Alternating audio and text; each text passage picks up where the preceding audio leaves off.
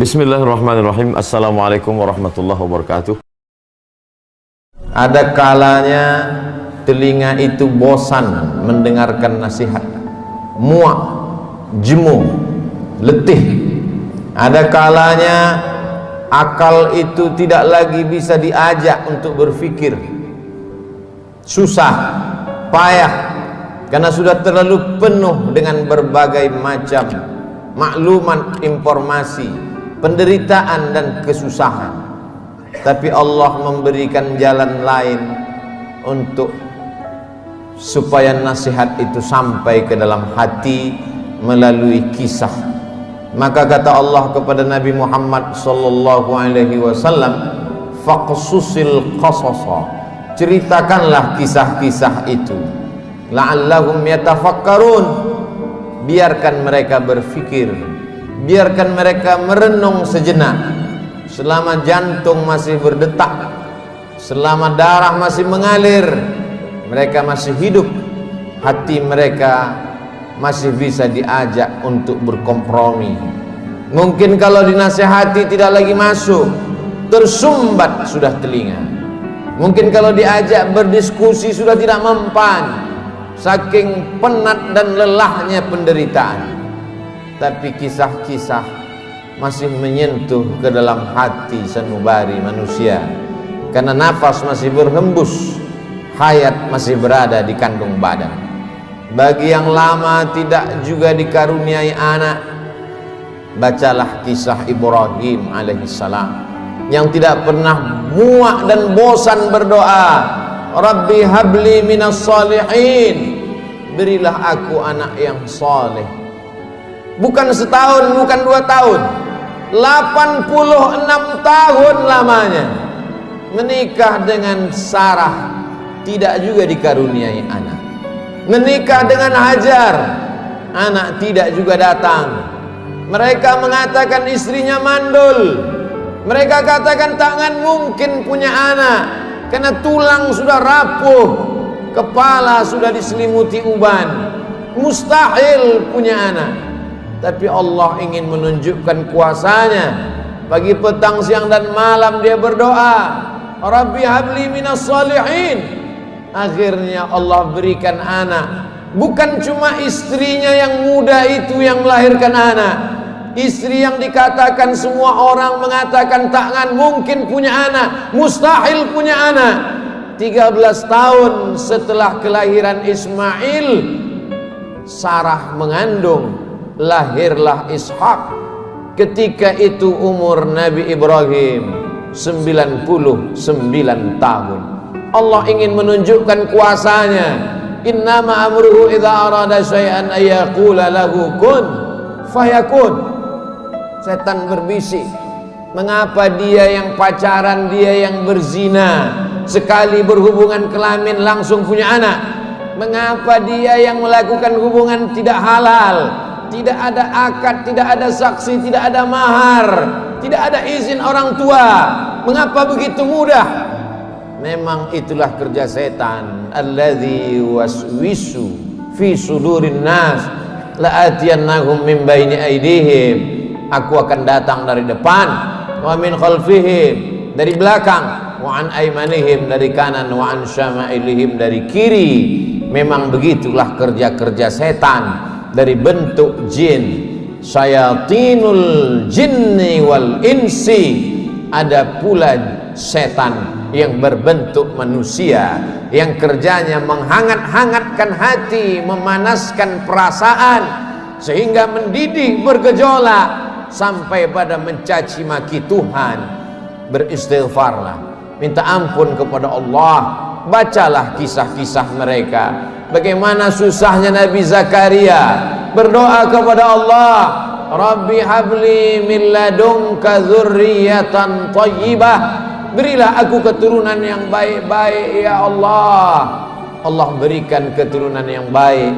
Anak itu bernama Yahya, seorang perempuan lama tidak punya anak, namanya Hannah. Dia berdoa kepada Allah, Rabbi, ya Allah, inni aku nazartu, bernazar, laka ma fi batni muharrarah, kalau aku punya anak, kalau aku bisa mengandung, anakku ini akan kujadikan muharrara khalisan li khidmati Baitul Maqdis. Dia tidak akan menjadi petani, dia tidak kusuruh bercocok tanam, dia tidak akan mencari ikan di tengah laut menjadi nelayan, dia tidak akan menjadi pegawai kerajaan, dia hanya akan aku jadikan muharrara, menjadi pelayan Baitul Maqdis. Hidupnya hanya akan menjadi pelayan rumahmu ya Allah. Dia tidak ada kerja lain. Kuwakafkan anakku ini untukmu ya Allah. Fataqabbalaha rabbuha. Allah kabulkan doanya biqabulin hasanin wa ambataha nabatan hasana. Anak itu tumbuh dengan pertumbuhan yang baik. Wa inni sammaituha Maryam. Anak itu aku beri nama Maryam. Wa inni u'idzuha bika wa dzurriyyataha. Aku minta perlindungan kepada engkau, bukan hanya kepada dia, wa dzurriyyataha, tapi sampai kepada anak cucunya, minasyaitonir rajim, supaya jangan sampai dia diganggu, digoda oleh setan yang terkutuk. Begitulah mereka orang-orang yang soleh. Ibrahim, Zakaria, Hannah, suaminya Imran, satu surat khusus untuk mereka. Nama suaminya Imran, nama istrinya Hannah. Hannah melahirkan anak Maryam, Maryam melahirkan anak Isa. Mereka orang yang dekat dengan Allah, tapi tetap diuji oleh Allah. Mereka orang yang dipilih Allah, tapi hidup mereka juga penuh dengan penderitaan dan kesusahan. Lalu siapa kita yang baru sekali dua menempelkan kening ke lantai bermunajat kepada Allah, merasa hidup mesti senang, hidup mesti tenang, hidup mesti kenyang, padahal kita tak layak untuk menenteng sandal alas tapak kaki mereka. Kita bukan apa-apa dan kita bukan siapa-siapa. Bagi yang hidupnya selama ini berada di istana yang megah dan cantik, penuh dengan emas berlian permata harum semerbak, tiba-tiba tercampak dan terbuang, bacalah kisah Musa alaihissalam. Dibesarkan di istana Fir'aun, lengkap dengan pelayan, makanan pakaian terjaga bersih rapi, penuh dengan dayang-dayang. Sampai akhirnya dia melihat ada dua orang yang sedang berkelahi. Fawakazahu Musa. Musa melerai, jangan kalian bergaduh, jangan berkelahi. Tapi kedua orang ini tidak juga menghentikan perkelahiannya. Fawakazahu Musa. Musa meninju dan memukulnya. Orang yang dipukul itu mati. Dan kebetulan yang mati itu adalah masyarakat kelas atas, masyarakat keluarga Fir'aun. Musa takut, dia pergi bernaung di bawah kayu yang rindang sambil berpikir meninggalkan istana Fir'aun yang megah, gagah, perkasa. Ketika Nabi Muhammad SAW Isra Mi'raj, Nabi melihat dari Burak turun ke bawah. Dia lihat ada pohon yang rindang di tengah gurun pasir. Nabi bertanya kepada Jibril alaihissalam, pohon apa itu Jibril? Jibril menjawab, itulah pohon tempat bernaungnya Musa alaihissalam ketika dia terusir dari istana Fir'aun. Ayah tidak ada, ibu tidak ada, istri tidak punya, anak apalagi, sebatang kara terbuang jauh dari istana. Satu-satunya berpegang teguh hanya kepada Allah. Orang yang bersama dengan Allah hatinya menjadi ramai walaupun dia di tengah kesunyian. Orang bersama dengan Allah dia bahagia walaupun dia dalam kesusahan dan penderitaan. Orang yang bersama dengan Allah tak pernah putus asa. Bersama dengan harta akan binasa, bersama dengan kemegahan, kemuliaan, jabatan akan berakhir. Bersama dengan dia, siapa dia? Al-Hayyu Maha Hidup. Bersama dengan dia, siapa dia? La ta'khudhuhu sinatun wala naum. dia yang tak mengantuk dan tidak tidur. Ternyata itu hanya skenario Allah. Allah ingin melepaskan Musa dari kungkungan harta benda, dari cengkraman kekuasaan Fir'aun terlaknat. Allah ingin mempertemukan Musa dengan guru yang bijaksana, Syuaib namanya. Dari kejauhan Musa melihat orang ramai. Ternyata mereka ngantri untuk mengambil air di sebuah sumur tua yang pintunya tertutup batu yang besar. Tidak sanggup mereka menggeser batu itu, walaupun mereka berkumpul beramai-ramai. Musa dengan kekuatan yang dititipkan Allah menggeser batu itu. Dengan mudahnya tutup sumur terbuka. Nabi Musa melihat ada perempuan yang jauh di barisan belakang. Dia panggil perempuan itu untuk mengambil air. Ternyata perempuan itu membalas budi Musa. Dia mengajak Musa untuk berjumpa dengan ayahnya, karena ayahnya lama mencari pengembala kambing. Apa kata si anak? Inna khaira man ista'jartal qawiyul amin.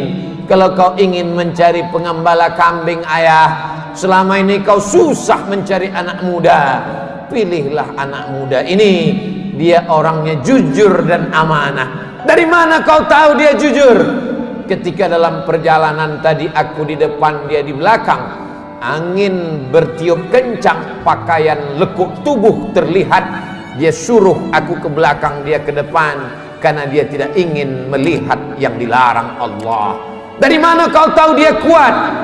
30 orang laki-laki ingin menggeser batu besar dari pintu sumur yang menutup. Tak sanggup mereka sampai dia datang.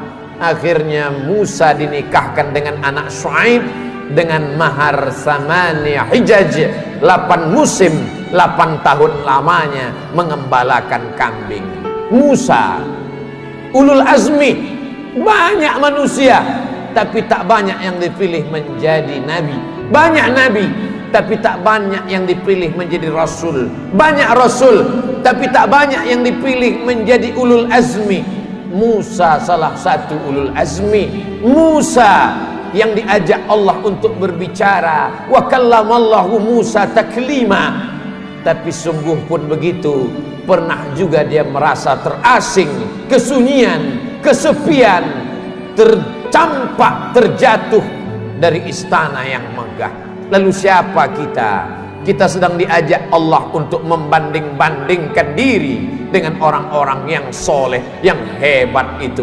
Engkau yang ditugaskan untuk menjadi guru agama, menjadi juru dakwah di tempat yang jauh, di tengah hutan belantara, melewati air gelombang pasang, melewati sungai, melewati batu karang yang tajam, sampai di tempat tujuan tidak disambut dengan tala'al badru alaina. Kau tak disambut dengan marhaban, kau tak disambut dengan permadani merah, kau tak disambut dengan sukacita. Dicaci maki, diejek. Akhirnya hati merasa marah, panas, meninggalkan dakwah, masuk ke dalam perahu. Perahu terombang-ambing di tengah lautan. Nampaknya barang-barang mesti dicampakkan. Satu persatu barang-barang dibuang ke laut. Namun perahu tetap juga penuh akan tenggelam. Mau tidak mau, suka tidak suka, penumpang mesti diundi. Dan undian itu jatuh ke tanganmu 3 kali. Kalau sudah 3 kali tak ada pilihan, kau mesti dicampakkan ke tengah laut. Mulut ikan nun sudah siap menganga menelan, berada dalam 3 kegelapan. Gelap malam, gelap lautan, gelap perut ikan. Ada kalanya kita merasakan kegelapan, hutang keliling pinggang, satu pun tak ada yang suka. Kawan menjadi lawan, keluarga menjadi musuh. Apa yang dapat kau ucapkan? Itu yang dirasakan oleh Nabi Yunus alaihi salam. Dia hanya berucap dengan mulutnya, la ilaha illa anta subhanaka inni kuntu minaz zalimin. La ilaha illa anta, tiada Tuhan selain engkau. Subhanaka, maha suci engkau. Aku yang kotor, aku yang hitam, aku yang kelam, aku yang bergelimang dosa. Inni kuntu minaz zalimin. Aku sudah zalim, aku sudah aniaya, aku sudah buat dosa. Apa yang dilakukan Allah?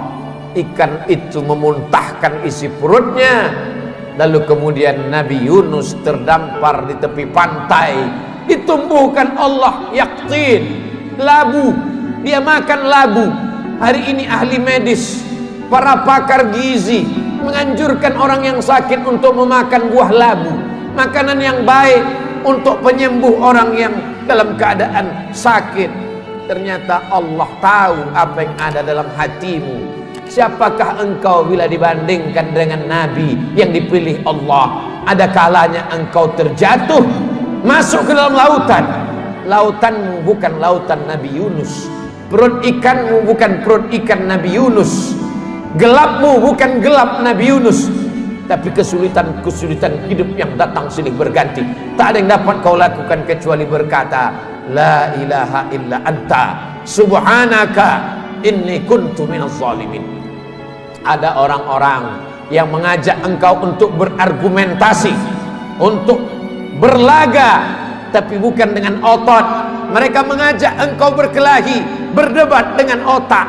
Otakmu cerdas, IQ-mu hebat, IP-mu tinggi, sarjana, S1, S2 dan S3. Kau akan menang melawan mereka. Mereka bertanya, A anta fa'alta hadza bi alihatina? Kaukah yang sudah menghancurkan berhala-berhala kami? Kaukah yang sudah meluluh lantakkan sembahan-sembahan kami? Dengan ringan dia menjawab, Bal fa'alahu kabiruhum hadza. Bukan aku yang menghancurkannya.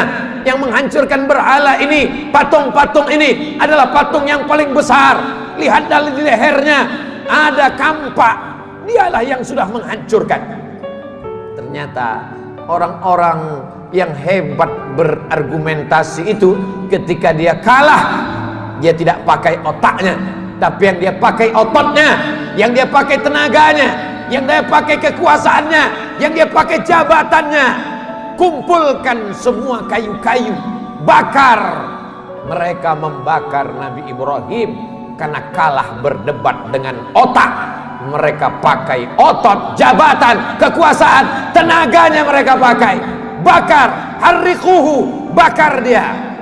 Tidak ada tempat berserah diri kecuali Allah. Nabi Ibrahim hanya meminta, bermohon kepada Allah. Apa yang dikatakan Allah, apa yang dikirimkan Allah. Allah tidak kirim tayran ababil. Allah hanya berkata, Ya nar, wahai api, kuni bardan, sejuklah, wasalaman, selamatlah ala Ibrahim.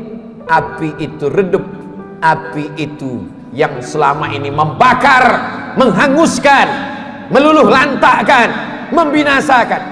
Tapi kali itu Ibrahim keluar dari api unggun dalam keadaan salaman ala Ibrahim, selamat untuk Ibrahim.